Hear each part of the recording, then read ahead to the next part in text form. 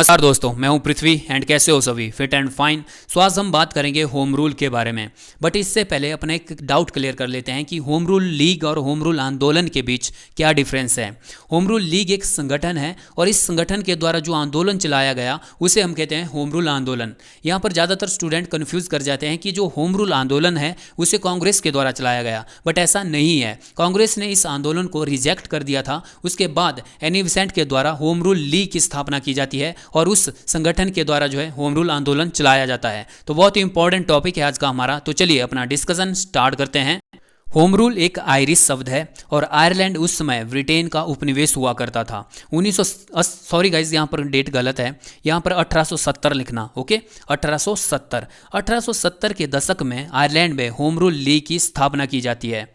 Okay, यहाँ पर 1870, एक बार फिर हो रहा हूँ 1870, गलती हो गई मुझसे, सॉरी। ओके, 1870 के दशक में आयरलैंड में होम रूल लीग की स्थापना की जाती है और बहुत ही सफलतापूर्वक आयरलैंड में होम रूल काम करता है। अब आपको होगी कि बेट अब ये होम रूल होता क्या है, तो गाइस एग्जांपल से समझाता हूँ। मान लीजिए ये भारत है, ठीक है, भारत है और यहाँ पर ब्रिटेन है। तो होम रूल का मतलब होता है कि जो भारत है, भारत पर शासन भारतीय ही करेंगे, लेकिन उनके ऊपर जो कंट्रोल होगा वो ब्रिटेन का होगा। ओके, दूसरे एग्जाम्पल से समझते हैं। मान लीजिए ये आपकी फैमिली है और आपकी फैमिली पर के जो डिसीजन लिए जाते हैं वो आपके फादर के द्वारा लिए जाते हैं, लेकिन आपकी फैमिली का जो फाइनल डिसीजन लिया जाता है वो आपके फादर के बॉस के द्वारा लिया जाता है। मतलब सीधा सा है कि आपकी फैमिली पर जो फाइनल जो कंट्रोल होगा, जो लास्ट जो नियंत्रण होगा वो आपके फादर के बॉस का होगा, आपके फादर का नहीं होगा। तो इसी को हम क्या कहते हैं, होम रूल कहते हैं। इसी तरह से जो है भारत पर जो है भारत पर जो है वो ब्रिटेन का कंट्रोल रहेगा और भारत में जो शासन करेंगे वो भारतीय ही करेंगे, ठीक है। उसी को हम होम रूल कहते हैं। होम रूल जो था, जो आयरलैंड का जो होम रूल लीग था, उसके सदस्यों ने एनी बेसेंट को एडवाइस किया कि आप भी जो है भारत में होम रूल लीग की स्थापना कीजिए। 1913 की ये बात है कि जो आयरलैंड के जो होम रूल लीग के जो सदस्य थे उन्होंने एनी बेसेंट को गाइड किया कि आप जो है भारत में होम रूल की स्थापना कीजिए और आयरलैंड की तरह ही भारत में भी होम रूल जो है वो बहुत सफलतापूर्वक काम करेगा। और एनी बेसेंट जो है इस काम पर लग जाती है। एनी बेसेंट भारत में जो है 1893 में आती है। 1893 में महात्मा गांधी जो है वो साउथ अफ्रीका गए थे और एनी बेसेंट भारत आई थी। एनी बेसेंट जो है एक आयरिश महिला थी, आयरलैंड के ही थी। तो इनके द्वारा जो है फिर 1914 के आसपास जो है वो भारत में होम रूल लीग की स्थापना करने के लिए जो है ये लगातार संघर्ष करना शुरू कर देती है और 1914 में ये कांग्रेस में सक्रिय हो जाती है। और 1915 के अधिवेशन में, 1915 का जो कांग्रेस का अधिवेशन होता है वो मुंबई में होता है और यहीं पर जो है एनी बेसेंट कांग्रेस के अधिवेशन में होम रूल प्रस्ताव रखती है। और यहाँ पर जो है आपको पता है कि 1915 में जो कांग्रेस थी उस पर जो प्रभुत्व था वो नरम दल के नेताओं का था, मतलब उदारवादी नेताओं का था। ये वो ही लोग थे जो अंग्रेजों को नाराज नहीं करना चाहते थे। तो आपको क्या लगता है, वो होम रूल को जो है वो एक्सेप्ट कर लेते हैं? तो नहीं, उनके द्वारा जो है एनी बेसेंट के इस प्रस्ताव को जो है 1915 के मुंबई के अधिवेशन में जो है रिजेक्ट कर दिया जाता है। अब जो है इन जो एनी बेसेंट थी वो एक ऐसे भारत के सबसे बड़े नेता को ढूंढ रही थी जो उनके साथ मिलकर होम रूल को जो है भारत में स्थापित करे। तो और इनकी मुलाकात होती है 1914 में बाल गंगाधर तिलक से। बाल गंगाधर तिलक अपनी 6 वर्ष की कैद जो है मांडले जेल से काटकर जो है छूट चुके होते हैं और 1914 में एनी बेसेंट बाल गंगाधर तिलक से मिलती है। और यहाँ पर एनी बेसेंट बाल गंगाधर तिलक को समझाती है कि इसमें जो है सभी जो संगठन है, चाहे वो मुस्लिम लीग हो चाहे कांग्रेस हो, सभी साथ पड़े हुए हैं। अभी हमें ज़रूरत है एक ऐसे आंदोलन की जो अंग्रेजों पर जो है दबाव डाले स्वशासन के लिए, होम रूल के लिए। तो इस तरह से जो है फिर बाल गंगाधर तिलक और एनी बेसेंट जो है मिलकर जो है होम रूल की स्थापना करते हैं।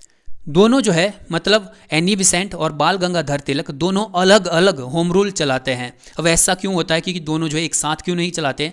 एक्चुअली में क्या होता है कि जो एनी बेसेंट होती है वो थियोसॉफिकल सोसाइटी की सदस्य होती है और जो थियोसॉफिकल सोसाइटी के जो सदस्य होते हैं वो बाल गंगाधर तिलक के विचारों से सहमत नहीं होते हैं। और बाल गंगाधर तिलक जो होते हैं वो थियोसॉफिकल सोसाइटी के जो सदस्य होते हैं उनके विचारों से सहमत नहीं होते हैं, मतलब इन सब के जो है वो विचार नहीं मिलते हैं। इसलिए एनी बेसेंट जो है यहाँ पर क्या करती है कि दोनों जो है ये मतलब एनी बेसेंट और बाल गंगाधर तिलक अलग अलग जो है वो होम रूल आंदोलन चलाते हैं। बाल गंगाधर तिलक 28 अप्रैल 1916 को होम रूल लीग की स्थापना जो है बेलगाम के पूना में करते हैं। बेलगाम का पूना जो है वो कहाँ पर है, महाराष्ट्र में है। तो बाल गंगाधर तिलक, इस डेट को याद रखना कि बाल गंगाधर तिलक जो है वो होम रूल की स्थापना 28 अप्रैल 1916 को बेलगाम पूना में करते हैं। ओके, और एनी बेसेंट जो है इसके 5 महीने बाद, मतलब एनी बेसेंट जो है वो बाद में जो है भारत में होम रूल की स्थापना करती है।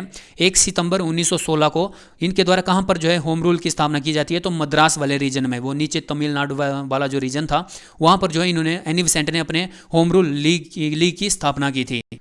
और जो बाल गंगाधर तिलक जी का जो होम रूल लीग था उसका नाम था महाराष्ट्र होम रूल लीग, और इसके जो अध्यक्ष बाल गंगाधर तिलक बनाते हैं वो बनाते हैं जोसेफ बेटिस्टा को।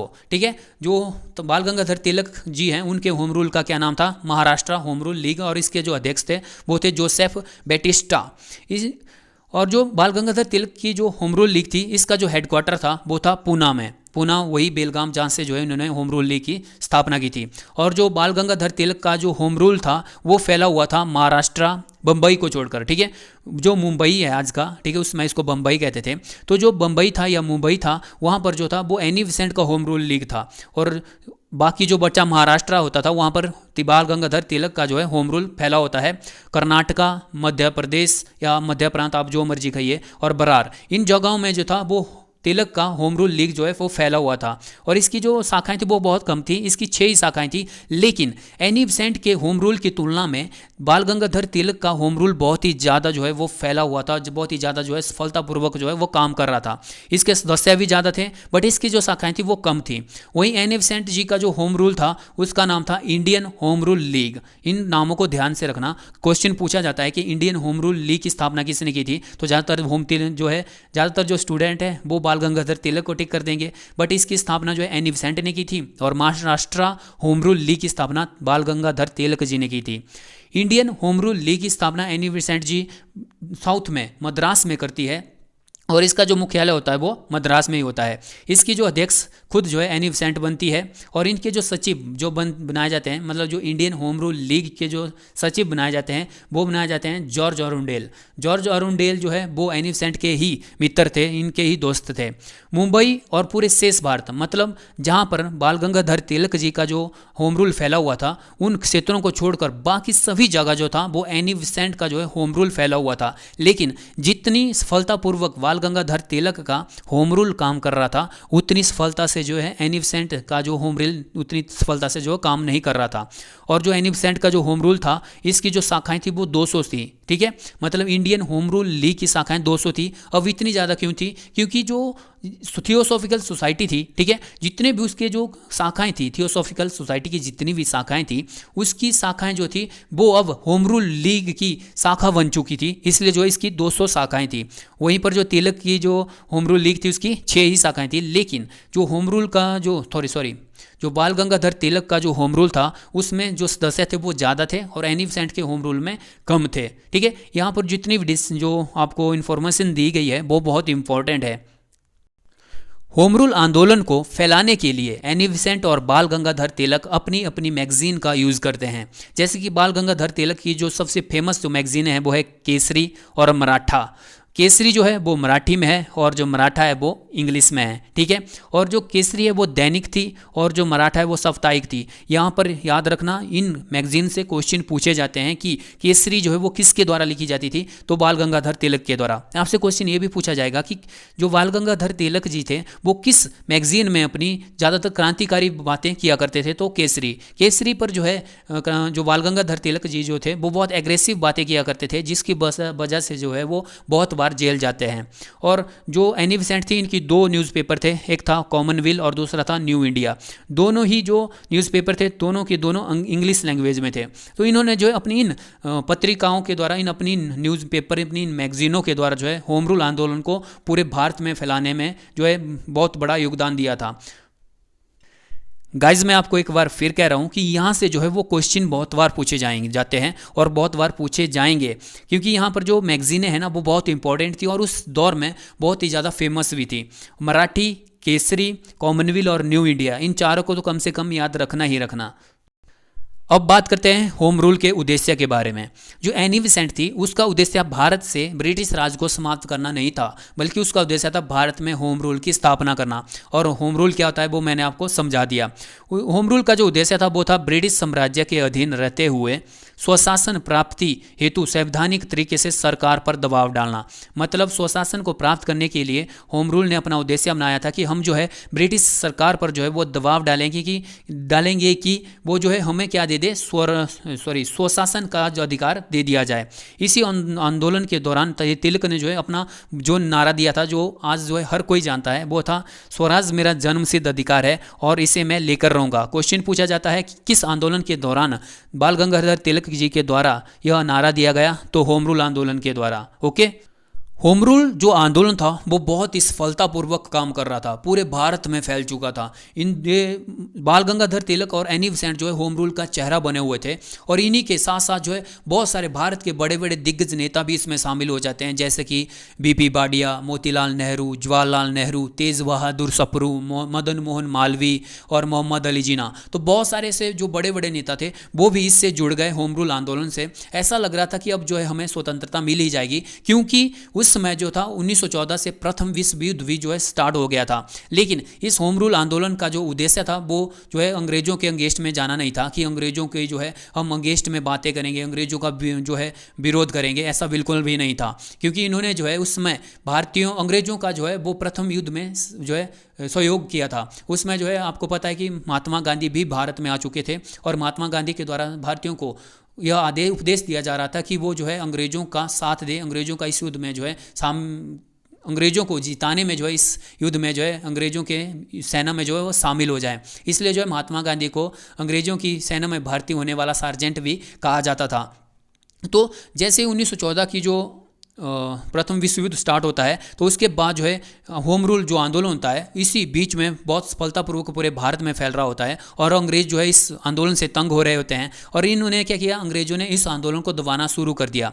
और इसी चक्कर में जो होम रूल के आंदोलन के जो बड़े बड़े नेता थे, जैसे कि एनी बेसेंट हो गया, बीपी बाडिया हो गया, अरुण डेल हो गया, ये जो मेन नेता थे इनको जो है अंग्रेजों ने उठाकर गिरफ्तार कर लिया।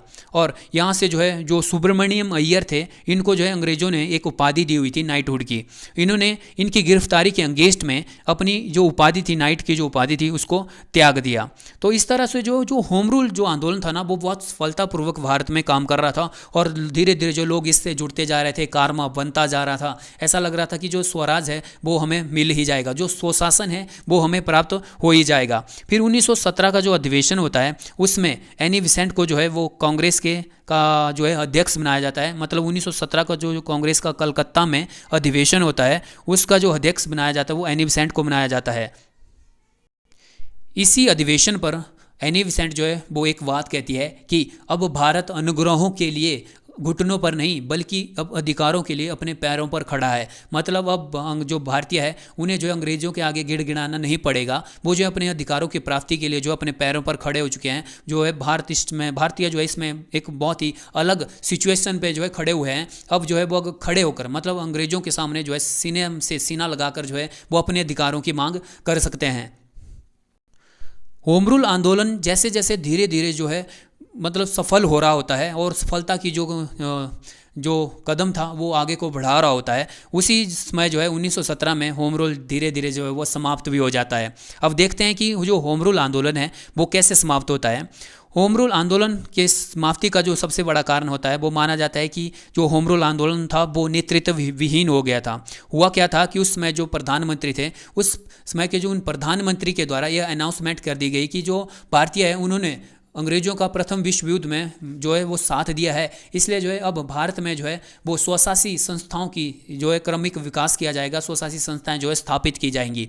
इसी पर जो है फिर 1917 का मॉन्टेग्यू की घोषणा कर दी जाती है। 1917 में मॉन्टेग्यू जो थे वो भारत के सचिव थे ब्रिटेन में और उसके द्वारा एक घोषणा की जाती है। और जो मॉन्टेग्यू थे वो भारत के फेवर में थे, मतलब भारत के प्रति जो उनकी जो बिहेव था वो बहुत ही संवेदनशील था।